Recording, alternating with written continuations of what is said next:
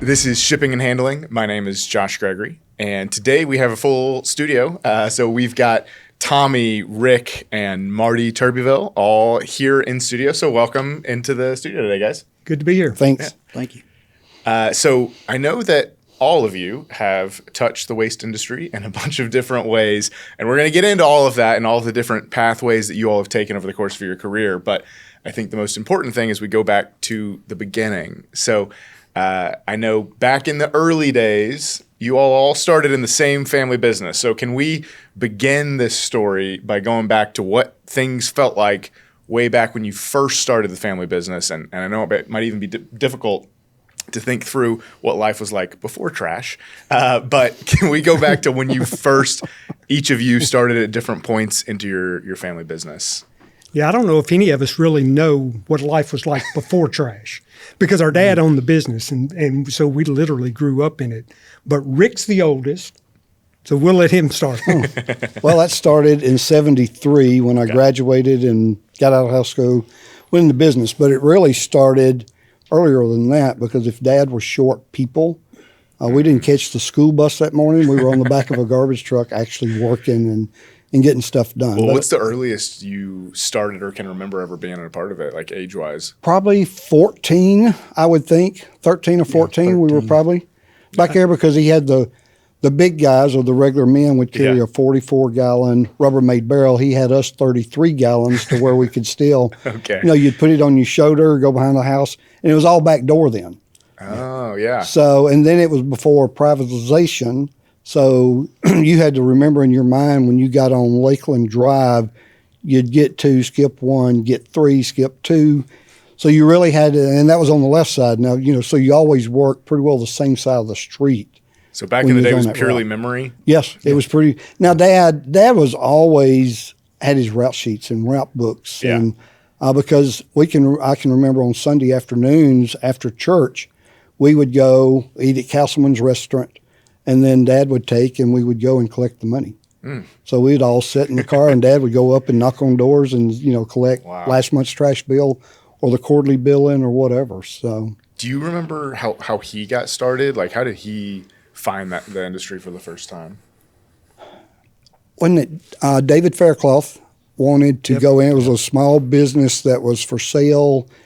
And David was in the plumbing business, but wanted to get into it as a partnership. So him and Dad went into it, and then Dad bought him out. So it was Faircloth Plumbing is how it originally got started. Yeah.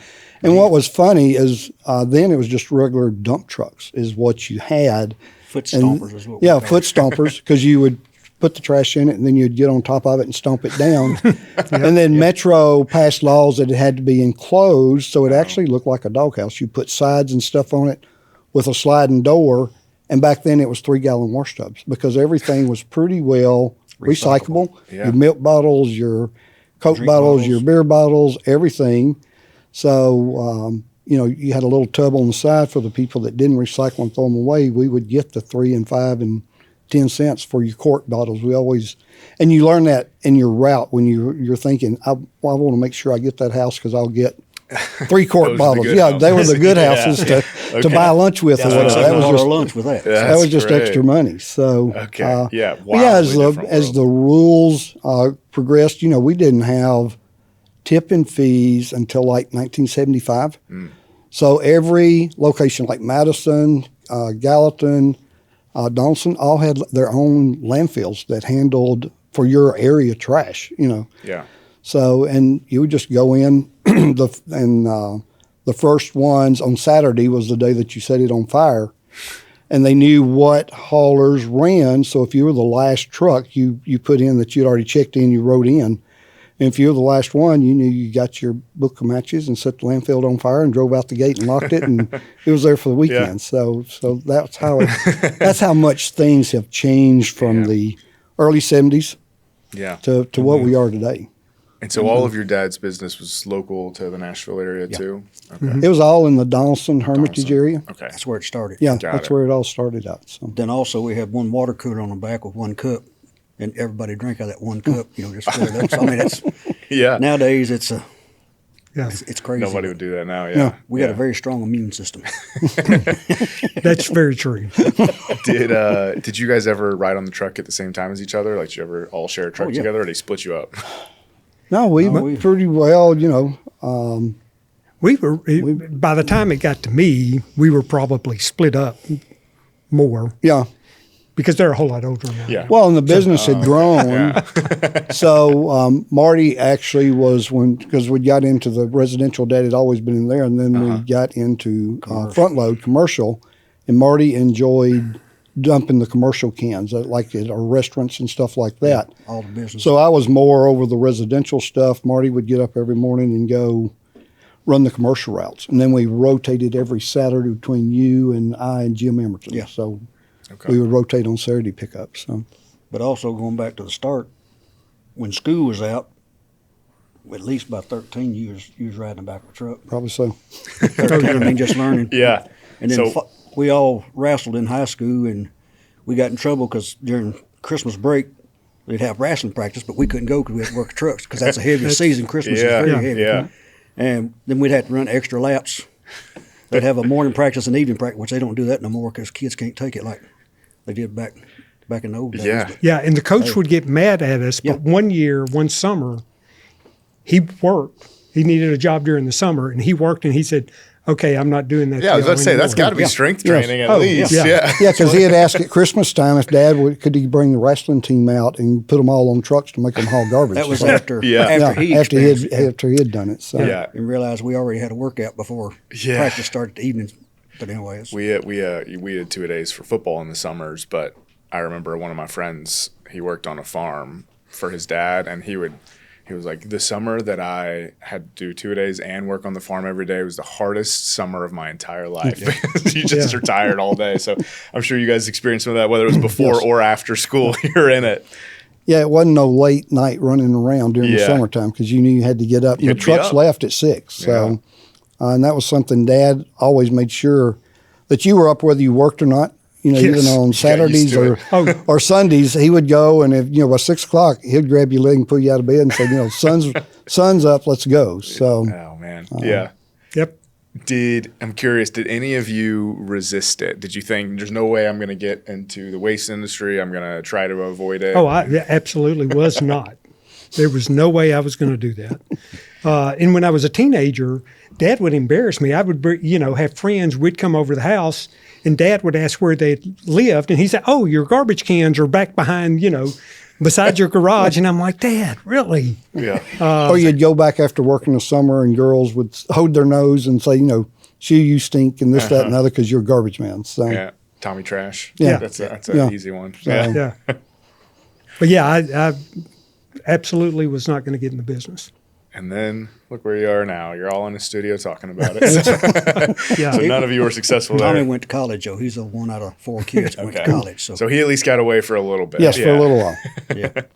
Yeah. So you all stayed all in the business the entire time while your dad, like all the way up to your dad selling the business. You Yes. were all a Yeah. part of it. Yes. So did you took a break for college and then came back, or had he already sold it by the time you went No, to I college? was. It was after I got out of college, about a year after when we sold the Yeah, business. we were probably in negotiations because it was kind of working you in on a job and stuff like that when Yep. we were working on selling the company in '82. So Do you know how big your dad's business ever got? Like before you sold it? Like what was kind of the peak size it got? we had 5 front loaders and I think 14 residential trucks. Okay. Yeah, And so we was picking It up was- right at 9,500 houses in Metro Nashville twice a week. Yeah. Yeah, Okay. so they Yeah, did started doing the annexation and stuff, and you had to bid on it Got and it. stuff so you like did that. win So some municipal contracts. Yes. yeah, we were the Gotcha. largest contractor for the city of Nashville, Okay. residential. Yeah, we was the biggest independently owned company in Nashville Yeah. Okay. when BFI purchased us. So we was Okay. So yeah, definitely this was not a trivial family business. This was a very large operation by the time it was over. yeah. And then one of the reasons BFI bought us is because they weren't in residential at all. They were strictly the commercial and roll off Okay. trucks. So they wanted to. BFI was growing and wanted to start You were getting the into the residential residential play. side, and Yeah. we were the residential player. Okay. So, So talk through kind of the beginnings of the end of your family business. How did your dad decide to get out, and kind of how did that process look like as you started to head toward a finish line with that business?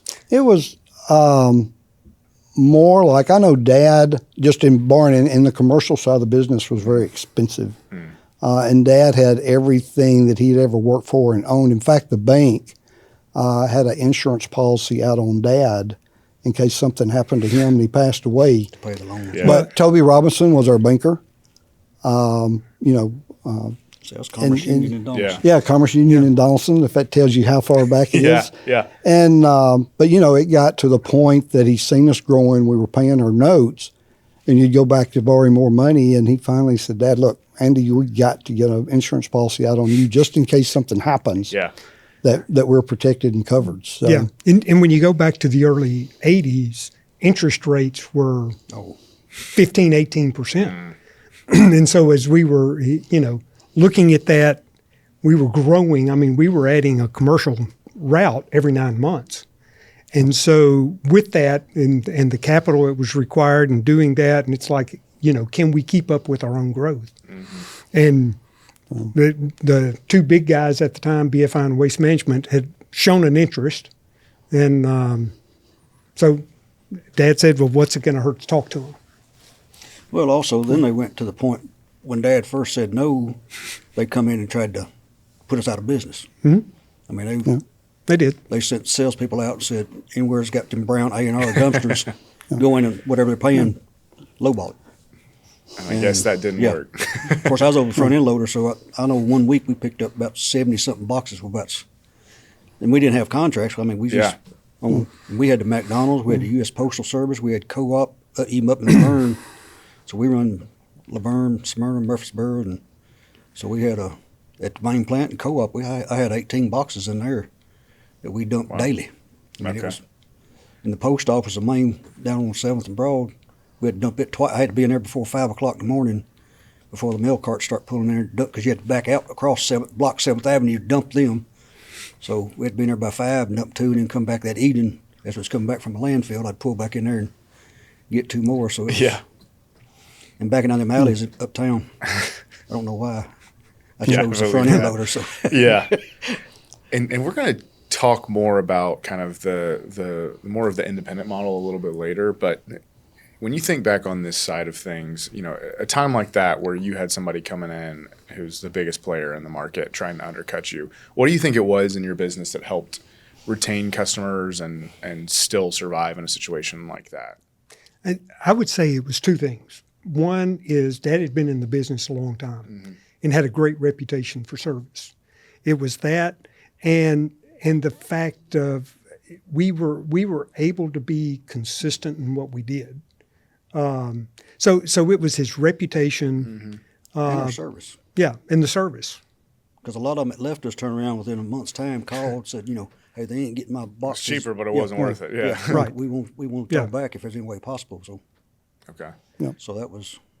So you survived the undercutting. I guess they came back to the table after that for negotiations. Yes.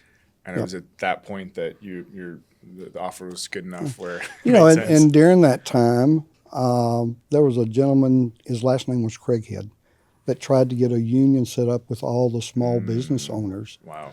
And that was a pretty neat. There was some garbage trucks that got burnt and stuff. We never joined it. Yeah.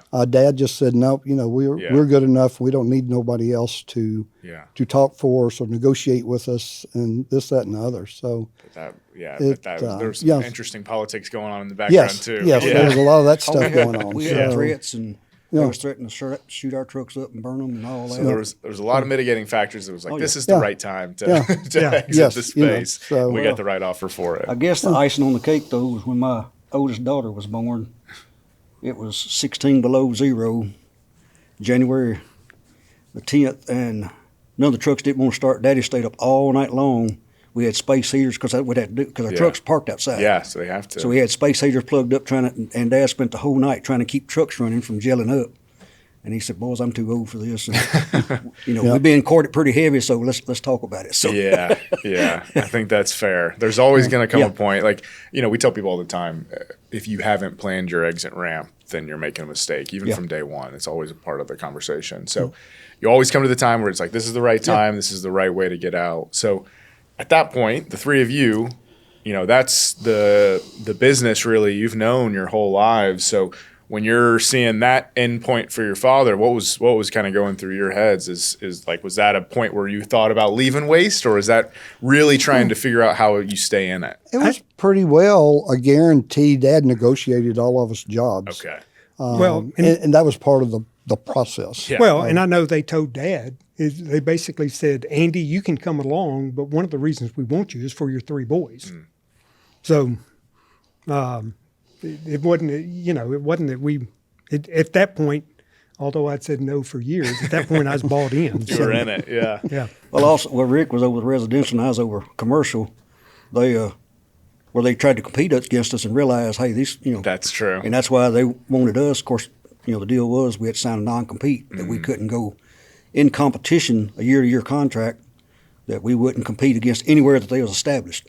BFI, which at that point was the largest trash company in the world at that Pretty time. heavy non-compete for if you want to stay in the industry. Yeah. You had to go out the rule, but going back to start though, I think I was 4 when Daddy bought the first garbage truck. So that's So it's been the whole time. 63 years Yeah. ago. So, and Tommy Daddy was already in the garbage when he was already. He was literally born into it. Yeah. In fact, we He probably was found him delivering in the a trash can somewhere and brought him home. Dad felt Oh, sorry this for is him. the perfect place to find a baby. Yeah, this is the first place. Yeah, you hear of him in the dumpster. We found him in a trash can. And just brought him home. So Okay, so I guess did you guys all end up staying with BFI, or what did the next step look like for each of you guys after that? I stayed with BFI for 20 years. So 82 to 2002 is when I left the company, but did multiple jobs for them. I was in the Nashville area till 85, went to Huntsville for a year, from Huntsville to Memphis. Was in Memphis for 2 years, and then I went to the regional office, was a regional ops guy. Okay. Did that, then they shut the regional office down in Memphis, moved us to Pittsburgh. So went to Pittsburgh, and then the corporate office called and asked if I wanted to come back to Nashville to run the old company that they'd bought from us. Okay, that's fun. So I did that, and then Allied bought us out in 2001, and just the way they operated and stuff, just Dad always taught us that whatever you say is your word, and don't lie, because then you got to remember who you lied to and who you didn't lie to, and they just wanted you to do some stuff that I didn't feel that was ethical. Yeah. So left there and went to work for Waste Management in Columbus, Ohio. Okay. From Columbus to Louisville, Kentucky. From Louisville to Virginia Beach. From Virginia to Paducah. Paducah to Evansville. From Evansville to St. Louis. And then back to Nashville in 2016. Wow. So everywhere. What was that town in? Didn't you go somewhere in Michigan? Because I didn't even think. I thought it was just Kalamazoo or something. I always just thought that was a saying. Well, you had Kalamazoo that we bought companies. So we was in. I was operations. So we bought companies, would tuck them in.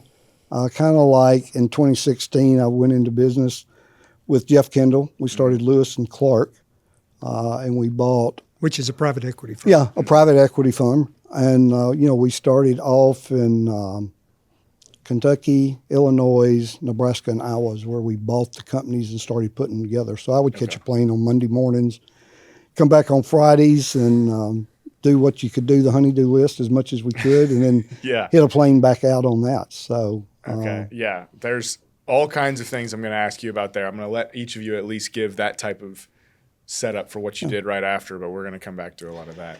So I think it was 12 houses. So when we come back to Nashville, Sarah had 12 houses. They were all new houses. And she was able to pick the house that we liked the most to build. And that's what we did. The house that we had in Evansville, we built in Lebanon. So. That's really funny that you just chose from your previous houses. Yes, from our previous houses. Did you get sick of moving? I didn't. It was always a challenge for me to go and help straighten out companies and stuff. And the good Lord was watching over us with Sarah would move. I mean, she left. All the kids were here in Nashville. That's something in all the move-in. Wow. When we were back in Nashville, our 3 kids found their spouses and had gotten married.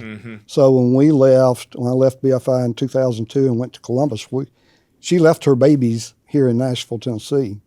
Yeah. So, It was an move. anchor pulling you back. Yeah, it was. the whole time. Yeah. So now, the agreement was she would go and maybe come back for 2 weeks at a time, because when you're in there and you're in these new businesses, you'll work just endless hours to learn the area, to learn your people, to set up stuff that because it was normally a broke company that you had to go in and fix. Yeah. And that was that way all the way through. So. I guess, is that a lot of what you were doing at BFI? Like you said, operations. Yes. Was it mainly fixing? Yes. So when you say, fixing broke companies, was it companies that they had just acquired that you were helping to a lot of them were older companies, and they just wouldn't adjust. They wouldn't cut back if you went through, if the interest rate or housing went down or something like that. They didn't know how to cut back, and it was just the thing. A lot of it had got to where people would get as a district manager or area manager and didn't want to get their hands dirty. And when times get tough, you have to have it in you to go back and do. And that's something all three of us were never scared. If I asked an employee to do something and they told me no, they knew that I would do their job. So don't let the gate hit them in the butt when they left. Yeah. And so that was getting back and getting the right people in spots. And you would see it after maybe you promoted this guy to another area and you put another manager in there that you thought it just didn't work. So you had to go back in and work and see what he did, make it go backwards.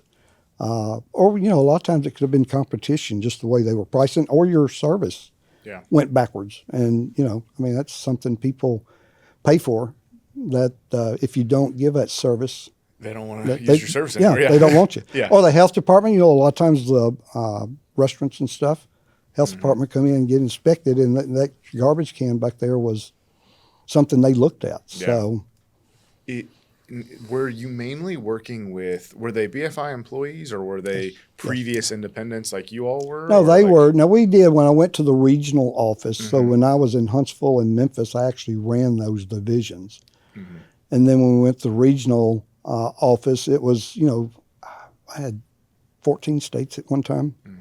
With multiple locations in it. So, you would go and work those and go in and learn the people and see what we could do to help. It was always a laugh. I'm from the region, I'm here to help. And it was but you really had to have a lot of faith in those guys because, I was there. I would give recommendations of, you need to do this or do that, or an employee to get rid of. But I never would do that because I left town and maybe not back in there for a month. So, they had to be the boss. And they have to make those cuts. And to have the broad shoulders to make those hard decisions. That you're going to be gone. Yeah, so if you just come and cut and leave. Yes. And I think that's also in doing that and learning, there was a lot of learning that when I went in with Lewis and Clark, I had that experience in knowing you had to have good managers because all the locations I had couldn't be there every week. Yeah. And you didn't want your phone call going off at 3 o'clock in the morning or 2 o'clock or whatever. So yeah, I'm going to come back to Lewis and Clark because I definitely have some questions about that. But we'll let Marty talk a little. We'll go in. Age order. We'll make sure you're last. Best for last. Right, Best for last. So Marty. He stayed with BFI. Did you too? I did for a while. When they bought us out, they put me over the shop. Larry Langford was in charge of the shop, which we had 101 trucks running out of Nashville operation at that point, counting pickup trucks, service trucks, and all that. And our tire budget, of course, was going to Bordeaux Landfill, and Bordeaux Landfill, it wasn't nothing to have 40 to 50 flats a day on trucks when you got that many trucks. Yeah. When you're backing in over boards and all that stuff. And my tire budget was running low, so I went to Dick Mahaffey, which was district manager, and said, listen, we're going to have to, we need more money because we're running out of tires. We got 2 more months to go on this year's budget, and we have no money, and we're out of tires. Yeah. He said, well, can't do it. I said, all right. So I started pulling spare trucks into the shop, jacking them up, taking the wheels and tires off. And he come by out through there one day, and he asked one of the employees, he said, why is this truck up on jacks? And he said, you need to go talk to Marty. So he come in. I said, I ain't Houdini, Yeah. I can't make tires appear with no money. No dollars and no tires. I have no tires, and we got trucks on the road. You want trucks to keep running on the road, running the routes, or you want, them just sit there for half a day till we can come in, fix tires, and go back. But anyway, that's why I was concerned about coming on here. And that's what my wife said. Don't get arrested down there because I say what I think, and if you like it or not, that's that's what we want to hear. Yeah. But so after that event, it was about 2 weeks later. He called me into his office and said, Cleveland, Tennessee has got an opening, and I want you to go check it out, see if you're interested in it. So I said, okay, but I didn't realize at the time it's when you book him. He knew he was a good employee. They didn't want to lose me, so they found somewhere else to ship you. And like Ricky situation, the guy that was running the Cleveland operation was had his hand in the cookie jar. He was actually setting boxes out and handwriting them on the truck driver's route and going by and collecting them personally, which, he was putting a little money in his pocket. Got it. And so I said, well, I'll go up there and look at it. Drove up there and, stayed 2 or 3 nights looking at it, trying to know. And I come back and they said, well, what'd you think? I said, I believe I can do it. They said, all right, next Monday, it's yours. So convincing my wife, which, like Ricky said, everybody was in Donaldson area of the family and all that. But so we went up there and stayed in a motel, which we lived out in the country and go living in a motel for a couple of months while we was looking for a house to rent and all that. It was kind of culture shock. But then that was in 80, then 84 after I run it. There was some things changed in corporate, and make a long story short, I'd been working 6 months without the signed the contract, and I keep going to Chattanooga was kind of over me, which was I was in Cleveland, Tennessee, and Chattanooga, Phil Morris was, and he said, "Don't worry about it. We'll get time. We'll negotiate it and all that." Yeah. Well, I ended up having a vacation plan to come to the farm I live on for deer season, and the guy they had was going to pull out of Dalton, Georgia, to run my operation. Got pneumonia, so he couldn't. So they called me and said, anything you've spent, reservations, all that, we'll reimburse you. But, if you can postpone your vacation. I said, well, I was just going to my farm, so it ain't no problem. Well, the year rolled around. I was actually traveling overseas. Yeah. Well, I ended up doing that for him before it was over. Yeah. But anyway, make a long story short, like Ricky said, when you got operation run 6 days a week, 60 to 75 hours a week is pretty common. Mm-hmm. So my oldest daughter was born in Nashville here. My second daughter was born in Cleveland, and I was working 80 hours a week. And so I was never home. Mm-hmm. We was in the process of building a house. We bought a house that a couple of people we got to know got divorced, and it was just dried in. I mean, you could step one out in the house and see the other. So we bought it, and when I wasn't working for the company, I was working on finishing the house. And she got to the point she didn't know nobody. All she did was stay home and raising 2 kids. And she said, and they Houdini me when I want to take my vacation next time. They said, you're going to burn your vacation up quick, this year. I said, no, I ain't. This is what y'all owe me from last year. And corporate, of course, regional didn't have no problem with it, but corporate's the one kicked it back out. So I said, you know what? I'm about to end up in divorce over this company anyway. So I give them a notice, but then they turn around and come back and made me an offer. I said, when I told you, I told you for 6 months. Yeah. Our contract's over. We need to negotiate because it's in the contract. Consumer cost of living and how production wise. Ricky had to deal with that. If you done good and got a company up running, that's why he had to go shipping you everywhere. Because once you get a company up running good, and they train somebody, they send you to the next company that's struggling or having issues. And then they got talking about another city at that same time. And Laura said, my wife said, when I move, I'm going back home. So you do what you want to. Yep. Yeah. So anyway, they made me a heck of an offer, and he actually gave me a check. Said, go pick out your new pickup truck because the trucks they give us, it wasn't like it is nowadays. I took it to vacation. If it was mine to drive, and that was my transportation. The company provided, and they wanted to give me and they give me like a 10% offer and rate. I said, Phil, I'm sorry, but when I told you, I'm done. Mm-hmm. You can stick a fork in me because I'm done. So anyway, that was my extent with BFI. So we left and went to the farm, and then 86, they called me Harry Jr., which was, I guess he was vice president out of Houston. Out of corporate office. Yeah, out of corporate office. Called me and said, we got a contract we just got in Puerto Rico, and we want you, is there any way you'd consider coming back to work for us on a startup team over there? And I said, I don't know. Depends on what, because it's February. Yeah. When I moved to the farm, I went into the logging business. So of course, we cut firewood all our life, so I knew how to cut trees. And, done had everything set up when I decided to leave. I didn't have a business set up down there. So it's February, and he made me an offer that I couldn't. So I talked to my wife about it, and I said, well, I said, it ain't going to be, probably 8 weeks, 2 months I'll be over there, Okay. help setting the company up. So I ended up going back. That was another thing. I got the package in the mail for 2 days, and I had to be on the plane to head to Puerto Rico they put me over routing, so I had to try to learn the whole city of Ponce, Puerto Rico from a map and go over there. Man. Yeah. And the first day we hired 300 Puerto Ricans. Jeez. And there was 4 that we hired that could speak pretty fluent. I mean, could understand me, and I could understand them in English. So they put one of them with me as my translator.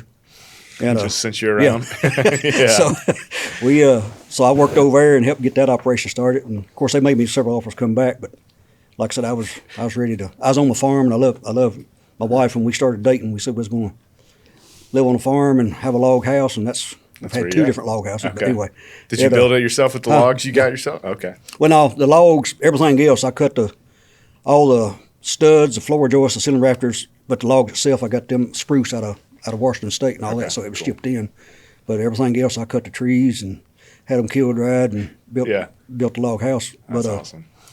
But then in '04, I had a logging accident. I was logging. Of course, I'd done told these boys, I got tired at Christmas, our get-togethers. They were still talking trash, and I said, man, I've had all the garbage, BFI, burnt me, so I'm tired. I'm done, yeah. But I was laying in the hospital recovering from I got 2 titanium plates and 13 screws on this side of my face. And my wife brings the Hickman County paper in, said they're looking for a solid waste director.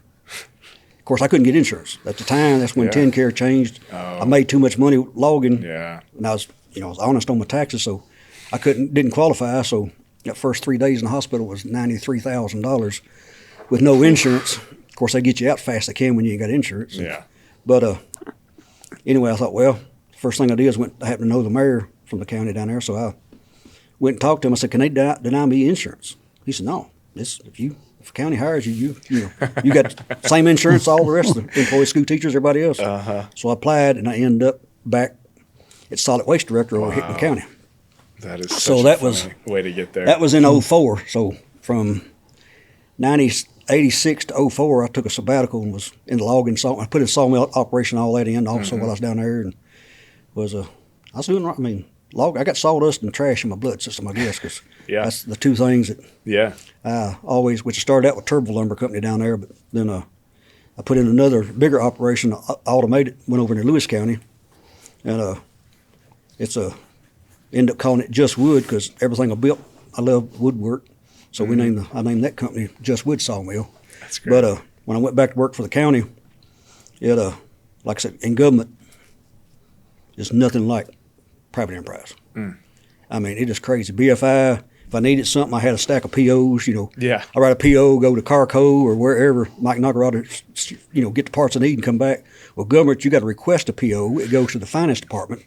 They look at it and say, if you got the money in that line item, I had 964 lines, but I even had to budget my wire from my balers was a separate line item. The oil, the hydraulic, everything was separate line items for government. And then from there, the mayor had to sign it. And then it goes back to finance office. They print your PO and you can order parts. So I mean, sometimes, and I went through 4 different mayors, and the mayor sometimes was not very. They didn't realize what they was getting into when he ran and got elected, and they wouldn't be there. I've gone to his house with paperwork to say sign these, so I can go. I need to do my job. But then, and our mentality was, service is everything. When I got trucked down, it ain't so much about what it costs, but the customers, they expect and buddy, you talking about. I mean, it's anywhere. Trash don't seem to be important, but if they get missed, it don't matter when it is. Hey, my trash is out there and it ain't been picked up. What's going on? At Christmas and all that, especially. But anyway, it was interesting. So I was trying to learn all the government laws and all that. So I got involved with the state, and me and Mike Swinney, which was Murray County Solid Waste Director, we'd go to all the TDEC solid waste meetings. And of course, you had to sign up if you wanted to speak on anything. I was on there every time, so asking questions. And they started passing mandated laws with no funding, and you can't do that. You're not supposed to do that. But anyway, I ended up. Mike Apple was over Tennessee TDEC, the trash division, right under. I think Haswin was. But anyway, he said, "Y'all need to get organized." So on the way back to Murray County. We said, well, let's get organized. So we started a group called TWISD, it's Tennessee Solid Waste Directors Association. Okay. And it's 19 years old, which I carried Tommy down this last year to our fall conference at Paris Landing State Park. We have 2 conferences every year, but we end up getting our 401 401(3), whatever it is, for nonprofit organizations, and we got 68 counties that's all involved, and we've made a difference on. I mean, the counties get together and we can stand up against the state now. So I was one of the 7 that helped get that all put together. And then, let me see, in 2008, Phil Bredesen was governor. And the Act of 91 is when they regulated all the solid waste. I mean, because there was like 105 landfills in Tennessee, and most of them was like what Ricky said. I mean, it was, they just found a hollow somewhere, wasn't many people around, and they dumped everything. I mean, we had a Donaldson Hospital and stuff like that. It didn't matter what, it went to the same place that your house trash went to. Set it on fire and close the gate. Yeah. that's well, you shouldn't have said that. But that's what it was. Back in the day. That's history. We got time on our side for that. Yeah. There's probably a lot of things that we got time on our side for, so it's not the first or the last. The Act of 91, it was time to redo Tennessee wanted to do the law, so Phil Bredesen asked would I serve on a task force. So making the new rules for solid waste, Division of Solid Waste. So I was on that for a year and a half. And we was talking politics when we was eating breakfast. It's amazing when you get in there, which Ricky's boss started Liberty Tires. Make a long story, tires is a 4-letter word in the trash business. Because, I mean, the dealers, they ship tires in here from everywhere. The dealers sell them, and, they're not responsible. It ends up responsible to the solid waste division to dispose of them. Got it. Which you burn tires is, they got carbon steel beads in it. That's carbon monoxide poisoning. And so you've seen it on news about tires is, like I said, a 4-letter word. But anyway, I was voting against. They was trying to make it. Well, that's the county still had to take. And I was on part of the subcommittee that was trying to get that rule changed that it go back to the dealerships. Goodyear, BF, all the tire companies should be reliable because at the hospital, and the point we brought up at the hospital, when you come out of there, even though they give you all the medicine, they don't take all your leftover medicine and say, here, you got to dispose the hospital. Yeah, they so that was the point. But then there was a lobbyist that was involved, which for the tire company, Bridgestone, Firestone, all that. And it's amazing, just small town stuff like that. I got offered to sit down and have lunch with him. I got offered all kind of hunting trips. He wanted to know. He started out just wanting to know what I did for a hobby and what I like. And I said, I can go out in my backyard and shoot a deer. I don't need, you ain't going to convince me to vote for you just for a hunting trip, a $10,000 hunting trip. I ain't. But so I served on that, and like I said, I started getting knowledge for. And then Jim Fike asked me to, after being that, they decided to do a tire task force after the new rulemaking.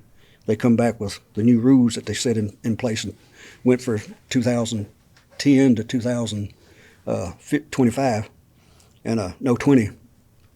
And then Jim Fike called me back, which was commissioner, and said, since you brought up all this stinking on the stuff on tires, we're going to have, the governor's asked us to do a tire task force. Will you serve on that? I said, all right. So anyway, there's no pay, and when you deal, being an outsider, I mean, somebody's probably getting paid a lot of money for all these task force.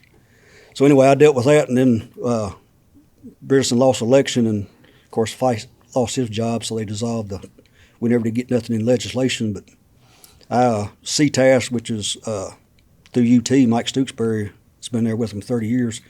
I've helped him a whole lot on writing laws, trying to get legislation that goes through for TDEC to help solid waste. I mean, because, the state. And TDEC also changed it from solid waste assistant to solid waste management. They turned into telling you're going to do this, like it or not, Well, my wife said don't get political, so it's a typical thing of what's going on in today's government. But anyway. Yeah. So how long were you in the government until? I was, a year ago, this past November is when I retired. Okay. And I got to the point, because every year, the way politics works, commissioners run, and every year they appoint new committees for each department. Yeah. I was the only one who had an office in the court. Me and the zoning board is the only two that's not elected officials that I had an office in the courthouse, which I didn't stay in. I stayed out at the main transfer station. I had five other sites besides the main where we loaded all the trash and transferred the household trash, and then we had an active 3 and 4 that we actually buried on site.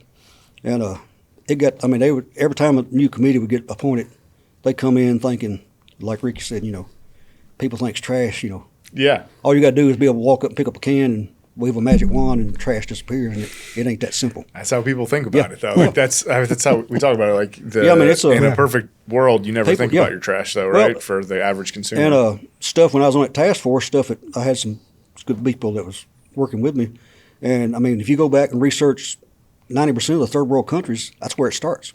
Mm-hmm. They don't manage their trash, which contaminates the water. When you ain't got good water, I mean, that's where disease and all this stuff plagues, and I mean, rats running around worse than my hog barn is right now.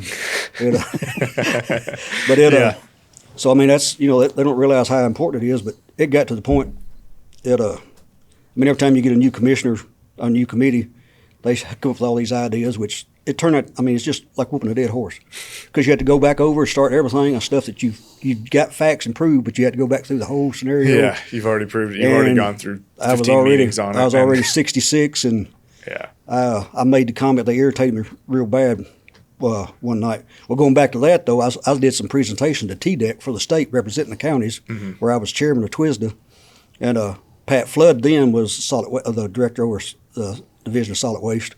And he introduced me as Marty Turbeville instead of Turbeville.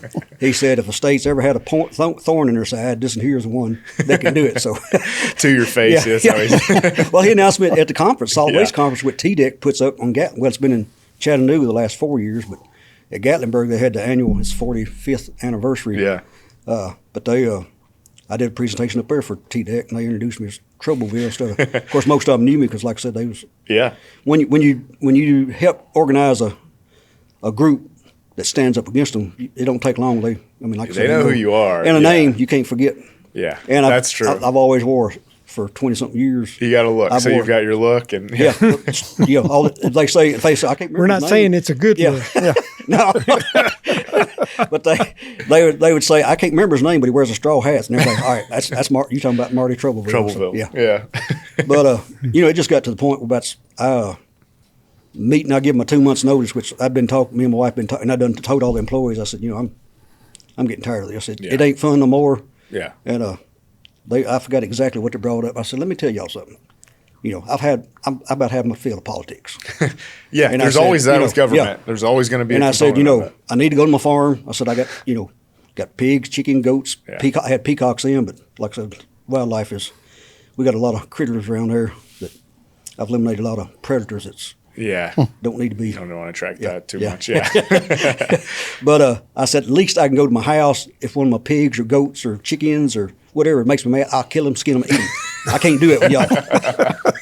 And I said, I'm feeling Pentecostal. I'm going to lay hands on them. Oh, man. I said, I'm an ordained deacon at a Baptist church, but I ain't going to be saying healed when I lay my hands. So everybody's like, you know what? I think it is time for you to retire. I think we agree. The chairman of the committee said, well, we know how you feel. I said, Wiley, I've been telling you, for a long time. He said, I know. He said, there's several offices that support you and wants to do, do stuff. We are still running today what was started in Act of 91 at the same rate that we charge each resident $90 a year to get rid of their household trash, which we truck it to West Camden, the waste management landfill.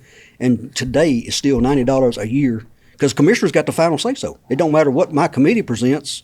When you had 21 commissioners, I had 7 on my committee. You had to have an odd number, so they have 7 districts, so 1 for each district represented on each committee. And if they couldn't get the rest of them to go with it, doesn't matter. Yeah. I mean, that's $8.37 a month for the trash service. And I was talking about 10, which would be a $1.40 something a month cost them. People might complain for like a week, but then they'd forget. Yeah, but the commissioners, all my constituents don't. I mean, so that's the straw that kind of broke. Yeah. After 5 years, me saying and getting the committee to say and then the county court, kills it all in their meeting. Yeah. And that's when I told them I really got to. My wife said that's why the good Lord gave me 2 ears and 1 mouth. I should listen twice as much, but I'd listened too much, and that's when I made a Pentecostal statement. So I went ahead and gave them a notice that night for 2 months. Hey, that was probably a statement they'll all remember. Yeah. That's a story they'll tell for years. 19, and I was telling them the whole time, and the deal was when I took the job, I said, well, when I prove myself, the salary it's terrible. Yeah. And they ended up, the guy they hired to replace me, which I stayed with them to help, I said, get somebody in so I can help teach them the ropes of how this county works. And they ended up having to start him out exactly what I'm making in 19 and a half years. After 19 and a half years of getting the consumer costs, Yeah. And So, but anyway, that's I knew it wasn't Another gonna of be. the straws that broke the camel's I mean, back. that's just but it so since November, last day of November, Well, congratulations on your retirement. I'm working harder now than But full-time farm life. Yeah. But I'm loving it. Like I said, That's I awesome. love the animals, and I get up when I want to. The pigs, they're hungry no matter what time you go down there. The animals, So but anyway, then Tommy called about this, so. And now you're here, so I got you off the farm for a day at least. The work don't stop though. Yeah. I still got work to do when I get home. But anyway. All right. So that's my trash. the BFI to logging to political journey. So Tommy, where did your post family business life take you? To BFI immediately, or Yeah, Okay. BFI. While I was with them, I had 7 cities in 16 years. Okay. As Rick said, mine were fixing broke places.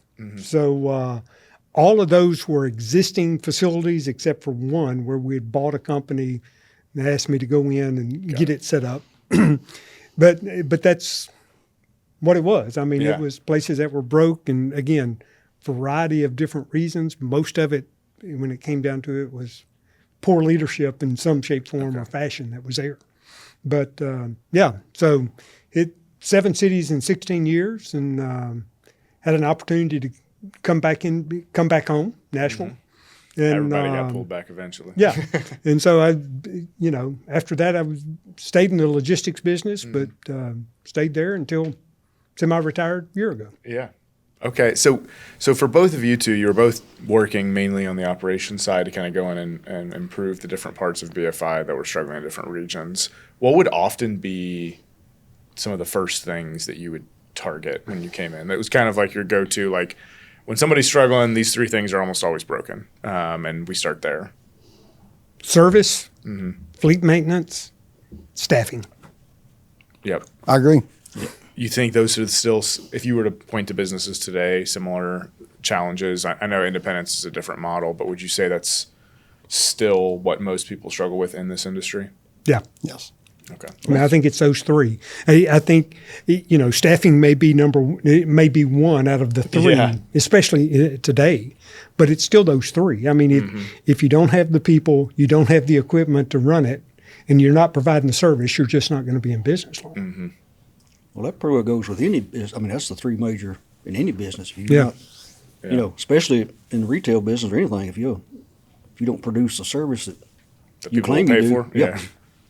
That's I'll be quiet. Well, and I think where Tommy comes out of the transportation deal that you've seen, and you and I've chatted about that it's really not that much difference in whether you're trash or you're on Yeah. the Whether it's trucking side money, Yeah. So armored cars, trash. Yeah. So it all, I think it's those 3 things. And as Tommy said, it could be one this time, but it could be, people, maintenance at any location that creates your problems. So It's one of those 3. It's just a matter of It's the main. how much each Yeah, of them are struggling. what's not fun is when it's all 3 yes. at the same time. Which of those is the hardest to fix? Probably at the end, it was a people issue.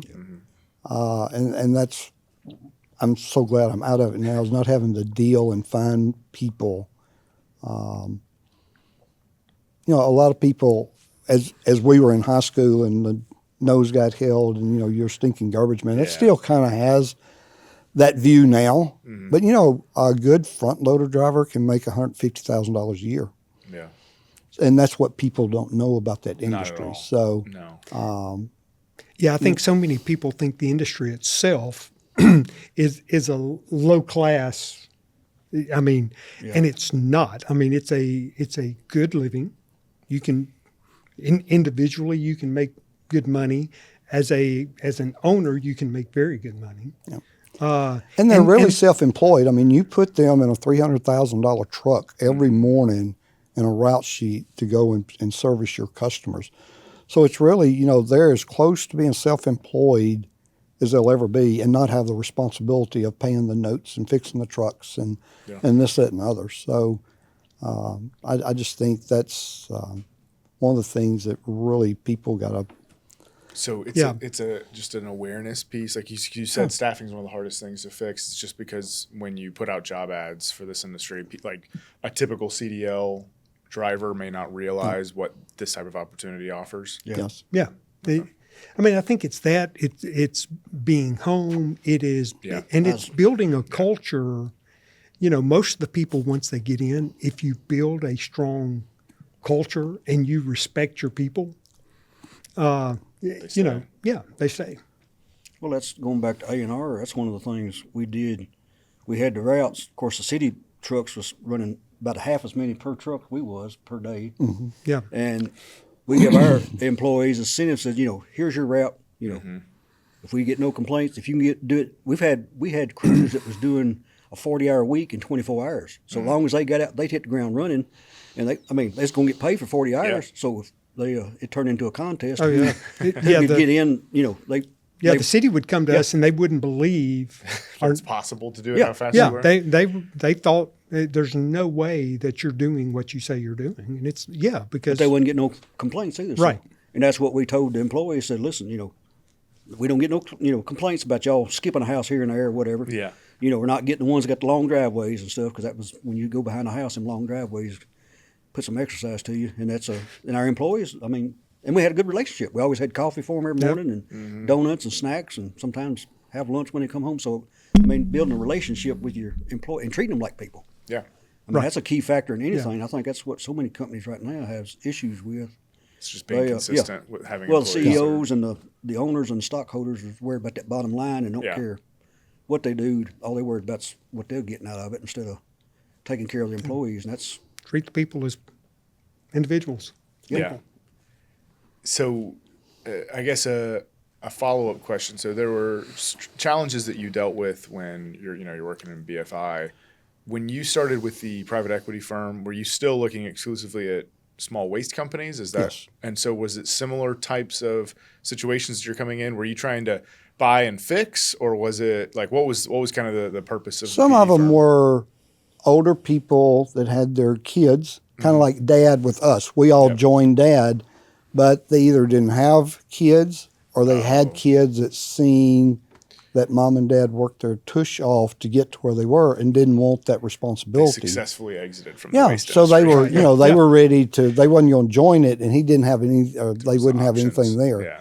Or you did have some that was in financial trouble that we would go in and it would work in as a tuck in and stuff. So So was it generally a situation where you guys were trying to come in and fix problems and then package and sell them ultimately? Like what was the yeah, and they actually both of them that we've put together and sold actually happened quicker. Yeah. We had a landfill up in Iowa that some things on Waste Connections landfills had some issues. They didn't get their expansion. We had a brand new landfill that had 300 acres with options of property around us, and they needed that landfill. So, a whole lot of that, it really wasn't for sale. They come to us, and, 3 months we had that deal closed. So it worked. Yeah, that's Yeah, I really think- fast for a deal Yeah, of put that us size. out. Yeah, just Yeah, real I think quick. for him, so. it was part fixing, part consolidating to make something that was marketable. I mean, that's what you did. Yeah. So, and you look for the little single trucks. I mean, single truck that was in your same area. You didn't have to add people. You didn't add a truck. So you kind of look at 3 months revenue is pretty well what you would give to those guys with little routes. That, they would just give you your customer list. You would take them over, put them in your route sheets, and they never knew. Other than if it was a change a day or something that they want. But a lot of the small companies picked the day that you were in there. And it was a lot easier for the individual homeowners when they walked out and they seen your car out the street. It's like, oh, I need to pull mine out. So, trash day. it's trash day. It's half So, of what helps me remember. Yeah. Like, oh yeah, I'm the only one with the trash can now. That's probably needs to, or my wife will kill me. yeah. So that's pretty well what you done. And then you just kept grouping them together and densifying your routes and stuff and made them more profitable. So. And did you guys mainly target residential, or did you also look at commercial? No, we had commercial roll-off. Yeah. Mainly, roll-off, most of your companies like that were in the rear load business because they already had the trucks. So if you were going down Old Hickory Boulevard, you could pull off if it was a rear load container and dump that container with the same trucks. So Okay. none of them, we converted some over from rear load containers to front load trucks. Got it. Just because we had the financing and backing to be able to do that and put that in there. And then maybe not buying one of our other companies, send those containers to where we didn't put capital monies in for 2025 to buy new rear load containers. You would, swap stuff up that way. So, Okay. Now, we haven't touched on this, but I know when Tommy first told me about, like when we first met Tommy and we heard about this industry, I was like, I could have sworn that most trash routes were just owned by the mafia. So I was cleared of that notion. But how much of that, like, is any of those types of stories that you all ran into over the years in your different areas of the waste business? Does any of that still exist? I don't think it exists as it did. It's dominant. Yeah. It's not as dominant as it Yeah, used to be. it's not as dominant. But one of the reasons, I turned down going to a particular city the city number 8, they were trying to get me to go to, because I knew there were ties in that city. And when I went into a new city, I disrupted the market. Yeah. And, I was not going to go there, take my family there, because I was going to disrupt the You market. would get noticed. Yeah, Yes. and so that was me. Ricky, when he was with the region office, was when part of breaking we up went the into ties New York. in New York. Yeah, we went into New York City mainly and went in with the FBI to break up the Okay. cartel is really what they Yeah. were called. You Yeah. say mafia, it was Yes. really the cartel. Yeah. To where they would go down one street, it would be Tommy's side of the street, and I would go on the other side of the street, and Tommy better not cross. Or it was more not, it was mine and Tommy's agreement, but, there would be stores burnt down if Tommy's side of the street come to my side, that one customer, or they would find them dead or burnt or Yeah. whatever. And that was, in the mid-'80s. It's Yeah. Yeah. Yeah. So- still recent. Yeah. But I think Yeah, they I mean, pretty much still. broke those up. But yeah, that was, in the 80s, 90s. Yeah. And Now, so I they still hear that some of that goes on, but not, pretty well. You got the east side of Broad, and I've got the west side of Broad, and, we just mutual agreement, you don't cross that line. So, Now, I don't want to just jump over the fact that you said you went in there with FBI to break it up. What does that entail? well, it was really to prove that it was price rigging going on. Okay. The first Got hospital that we got in New York, we saved them $1 million in just disposal fees. Okay. Just of Yeah. what they were charging, because you really had no choice. It's essentially like, a monopoly of- this is your new with a threat. price per ton. Yeah. But during that time, we had drivers that got kidnapped, and we had ear sent to us through the mail. Jeez. So, it was stuff. Wow. A new manager we put in New York, only Jim Cosman and I knew he was going there, put him in New York hotel. Told him to be at the office. We'd pick him up about 9. He ordered breakfast, and when he raised up the big shield over his breakfast, he had a dog head sitting on the platter saying, "Welcome to New York." Yeah. So, that stuff really Yeah. was there. Wow. So, Yeah. And at the time, when you looked at New York, which was the biggest market, Mm-hmm. none of the private companies were there. Okay. yeah. And so that it was all just part of local. the sign. It's like, Yeah. wait a minute, none of the BFIs, the waste managements, any of the big national, Yeah. publicly traded companies were there. But that's why they weren't. And so, Yeah. So, it was there. We had another one that we put in. This was in New Jersey that we pulled the guy in. He bought a new house, had his family come in on move-in day and stuff. And that afternoon, he had a special delivery out, and somebody had shot pictures of his kids around the pool and said, "You'll never know when we fill it with acid." So he left us. Yeah. That's So, fair. it was just Their stuff like valid that. retirement That reasons. was, Yeah. so that's how it was that, they just really kept tabs on us. We were doing that before they closed the Mid-America region down and send us to the Eastern region. Mm-hmm. They would actually call me on my office phone and tell me I may not come in until Thursday or Friday from out of town and be setting up. And they would call and tell me what flight I was on, what hotel I was in, just setting up reservations for that. So the FBI started, when I landed in New York, they were with me from the time I was there till I got on a plane and flew back out. Jeez. So, Hopefully that is a mainly handled problem at this point. So, Yeah. Yeah, and you didn't. I mean, it was just, and again, that was several decades ago. Yeah. But it was also just the big cities. yes, I agree. Yeah, I mean, The it wasn't- Chicago's, San Yeah. Francisco. the cities that you hear people talk about. Yeah, that you would the mob, expect is it that- there. Yeah, Yes. same cities. Yeah. So I think something too that is really helpful for people to understand. So, you guys are often talking about BFIs, like in waste management, the large companies. Is this still an industry that the only people running waste routes are these large companies, or are there smaller independents across the country? There are over 9,000 waste companies in the U.S. Okay. There's 5 big boys. Yeah. So that means, I mean, when you look at it, I think there's 9,200 and something, Yeah. So that means there's 9,195 Yeah. independents across the country. And research says that's going to grow at a minimum of 200 new companies every year. So that's new people getting into the industry. And they The big expect by companies 20. only want the Nashvilles and the big cities. Right. They don't want to go out to where your density's not there. Out where Marty is, Nobody's going out there. yeah, nobody goes out there, but there's a trash man out But you there. still have trash. Yeah, you still have trash to produce. So that's what the big companies look at is stuff that they can there. And then you really look at companies like we had at Lewis and Clark that was already built, set up, and it was strictly a tuck in for them. Well, we did all the groundwork and built it. They wasn't even in that area, but we put it all together and made it That worth gets looking them- at. So that expands their footprint of where they're at. And like Yeah. Ricky was saying, what he was doing, if you buy the small companies, it's kind of like the Sam's Club thing. If you've already got this subdivision here is dominantly yours, but this guy's got 10 houses in there and 10 right over here. Well, you can take the same truck you're doing that in just an Might as well hour's do time that. with the same labor, run that man's route and increase your revenue tremendously Yeah. on that. So that's that's the big 5 is they looking for areas.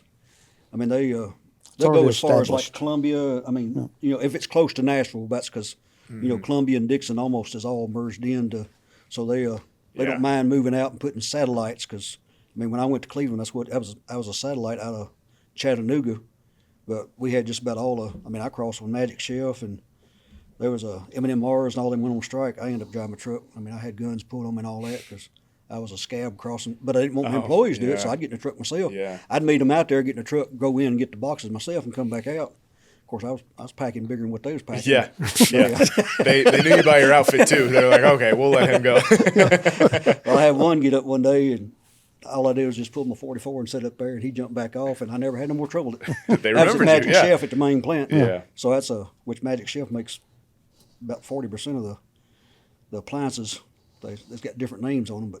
Yeah. So that's back mid '80s though. So, but I mean that's doing what Ricky was saying. If you kind of like I call it the Sam's Club event. If you've already got this here, if you can buy a small company out for pennies on the dollar, what most of them will. I mean because we sold out less per volume than any company, and then that's what Dad went around was buying other companies and giving them just about as much as we got. And we was 2 and 3 times larger, but once they got us, the others thought, well, A&R's gone, so Yeah. they're gonna eat us alive. So they give in. So that's If we'd have held out 10 more years. oh man. but we're very lucky to still have Dad, and he'll turn 92 and Oh, yeah, the we're 17th. of this Yeah. month. That it's no doubt if we'd have kept doing A&R disposal that we'd have lost Dad. Yeah. And we're still blessed to have him in our life. Yeah. Yep. Well, and one So- thing, I mean, Dad didn't even finish high school because he had to quit to help support. There was 7 kids, but each one of us, we come in while I was on good terms. We sat down and drew the contract between us. If for some reason me and Ricky couldn't get along, or me and Daddy didn't get along, here's you got 2 years. You can either buy us out, we buy you out.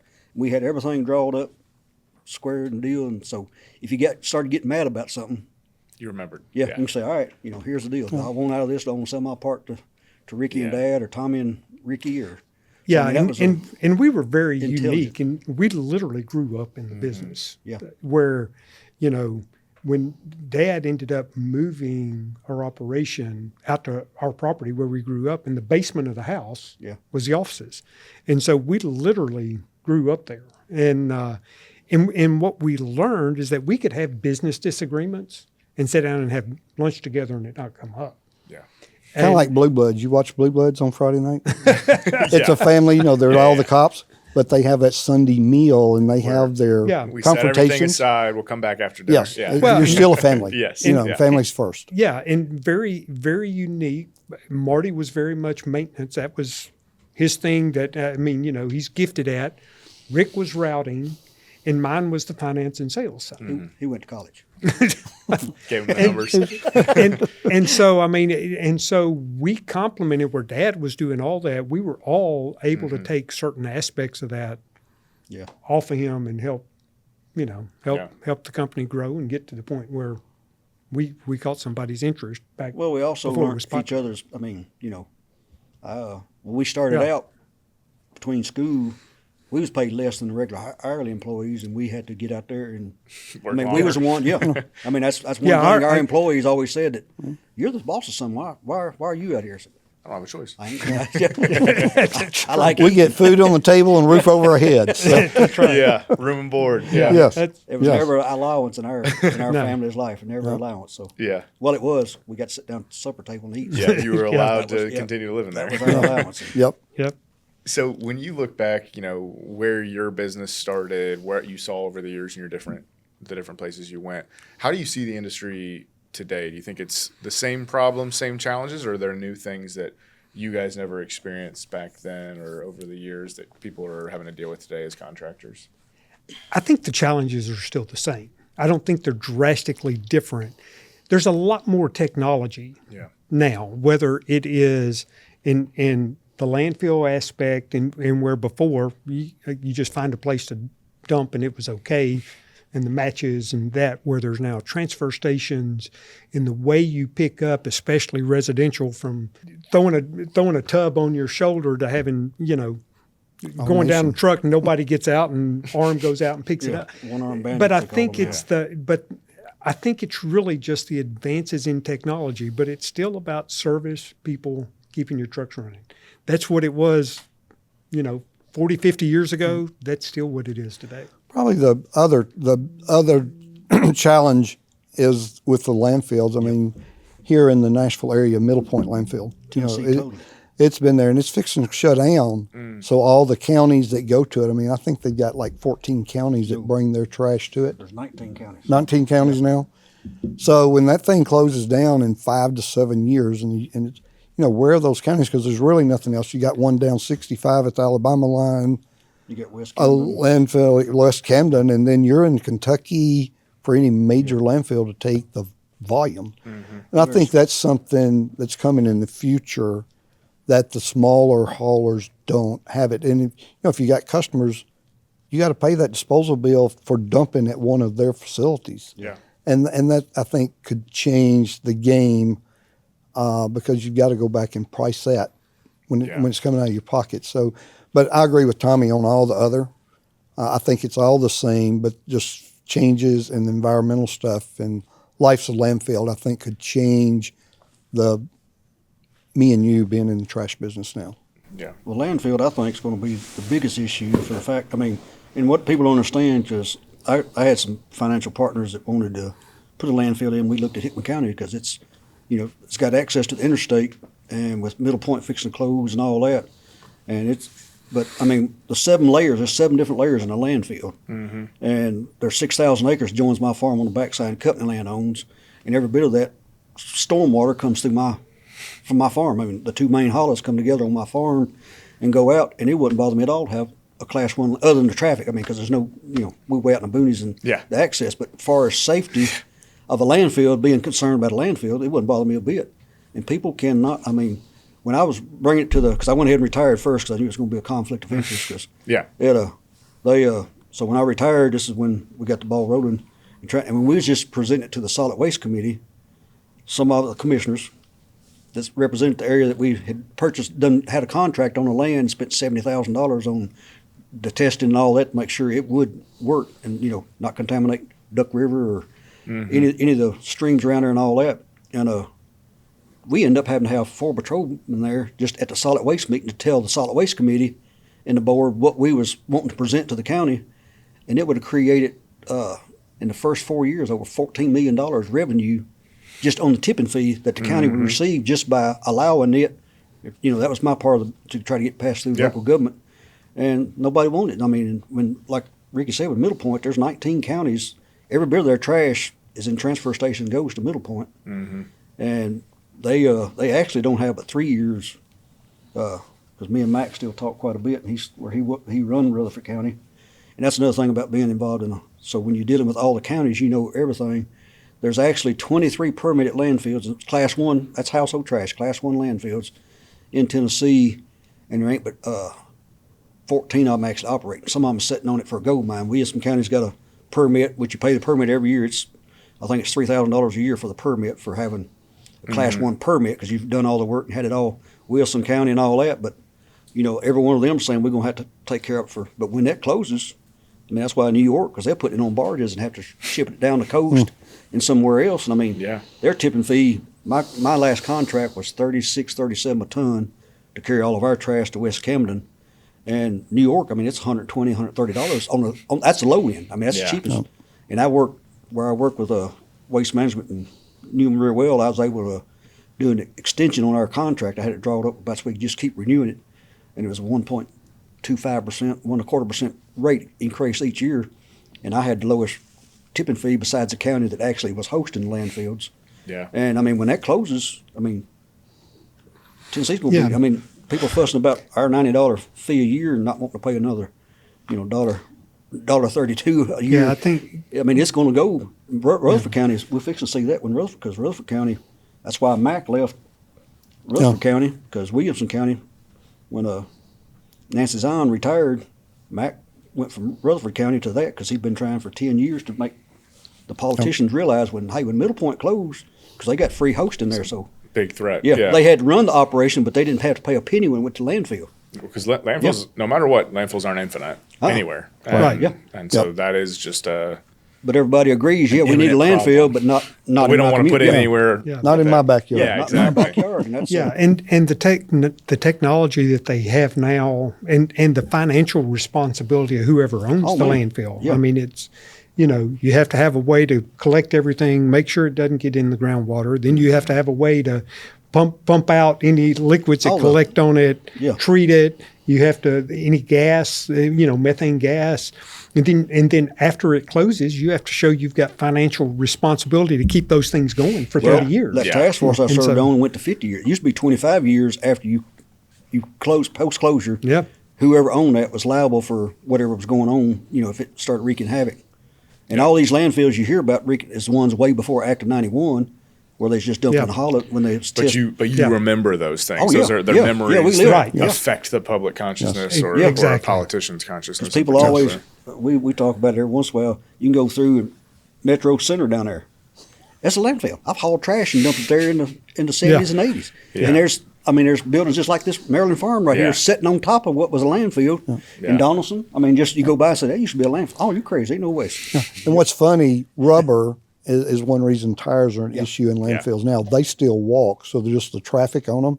You'll see a tire in Fountain Square just pop up through the asphalt, just where the vibration of cars and stuff walking on that, it still moves. So flexible, it'll work its way up through.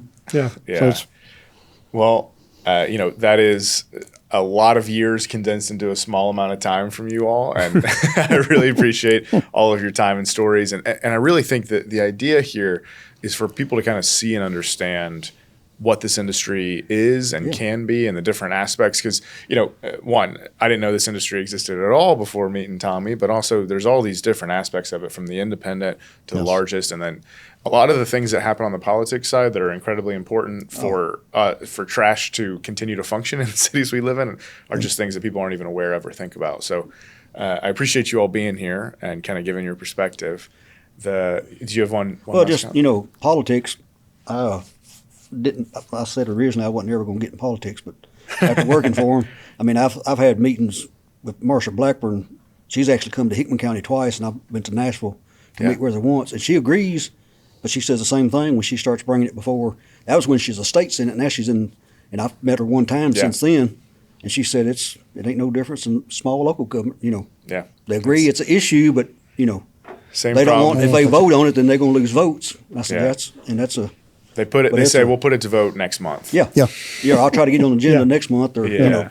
or if the speaker doesn't want it on the table. I mean, it's just like Yeah. local governments. If the whoever's chairman of the legislative body, he puts an agenda together, and if he didn't want it, and he didn't like me, and me and him didn't have much love for each other, so Yeah. there was a lot of times that my board even said this needs to be on the agenda and not be on there. Yeah.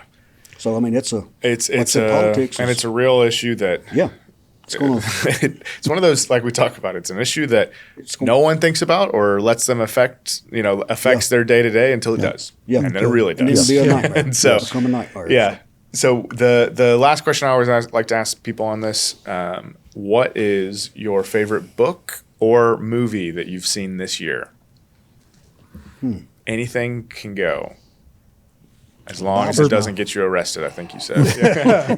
Well, for me, it's a John Maxwell book, High Road Leadership. Okay. Favorite book of the year. Okay. What's it about? It's basically about the different types of leadership. Low road, which is all about themselves. Middle road, which is all about keeping score. And then high road is making sure it's more important about the people, that you're there to lead than it is for yourself. It's not Okay. so, and the lack of leadership that we have in the world for a couple of decades. So, favorite And book. identifying where certain current leaderships are on each of the low road, mid road, high road. Yeah. Yeah. Cool. All right. The Bible's about the only thing I It's read. valid. Yeah. In movies, I don't go to movies, so Okay. Yeah. I guess probably what's watched more on our TV if it turns on is either like Alone, or because like I said, a lot of people say I was born 100 years later than when a time should be. So I like I said, I'm pretty Whatever. well getting I would self-sufficient. have where said I'm gonna have 200. to- But well, probably 200. Yeah. Whatever's on out the window, whatever your animals Well, I are mean, doing out the window. I'm yeah. almost off the grid, and Yeah. there's very little food that I have to go to the store and all that. And I got 7 freezers that's pretty well full. So We know where to refrigeration, go. yeah. If the Well, power cuts off, technology cuts off. I Yeah. tell you, just like I told my brothers, you better bring something to the table. It's not a Like, bed I'm and thinking breakfast. for myself. I got 7 freezers for myself. It's not and a he bed is not and lying, breakfast. but he's told us that. You're right. Dead on. It's not a bed and breakfast. You better get up early. And if you're gonna eat my chickens and Yep. eggs and You got to work for it. bacon, Yeah, you're gonna have to you do got to work something. for it. Yep. All right, Rick. What's Probably, and I can't remember the name of it, but it was a Lou Holtz book, and it was kind of like what Tommy said. It was keeping score okay? and making a game on training people and teaching people. It said, it gave examples of playing sports that you wouldn't go out there on the golf course if there wasn't a hole to hit it to, if you were just up there and hitting it, or playing football if you didn't have a first down or field goals to kick points. And it was, or counting bottles. I mean, he just gives, it's a whole book just full of examples of getting people to buy into what you do. And that's the thing of running business, of getting them to buy in. No telling how many folks I'd said, if you don't like it, don't let the gate hit you in the butt when you leave. But, if you can't be happy in what you do, and I think that's what Tommy said when he retired. I still enjoyed the trash business, but I'm 70 years old and I want to enjoy what life I have Everything left. else. Yeah. I don't mind helping. Yeah. Jeff has called me a couple of times, wanted me to go to New York. He's got businesses in Colorado that he wants me to go and help him with, and I will. I just don't want to get on a plane and fly there. If I can do it I'll on do my some calls computer, on the computer, yeah, but on the computer and do done it with on there. moving. I'll help him with all I can, but I've just enjoyed the time of being home more with my wife. Yeah. Getting to see grandbabies more. That when I was working, you didn't have time. Yeah. So that's a whole lot of it. But Yeah, just that's what we all work for. Yes. Yeah. And I'm glad you all get to enjoy it now. So, Tommy, Rick, Marty, thank you so much for being here, being out here today, and thanks for all your time and your answers. And thanks for joining today on Shipping and Handling.